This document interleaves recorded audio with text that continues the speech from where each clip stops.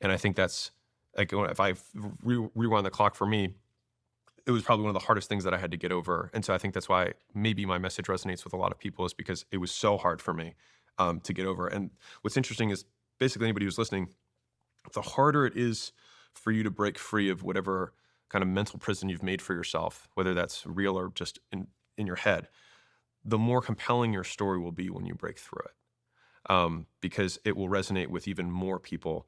For the people that it was easy, that their story doesn't have a lot of like. I was immediately an entrepreneur. Like I wasn't like that. I had a job when I was in high school. I had a job immediately out of college.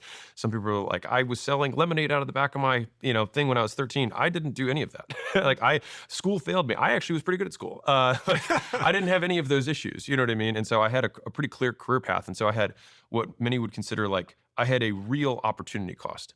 So I had a white collar job and I had a GMAT score above Harvard's mid score.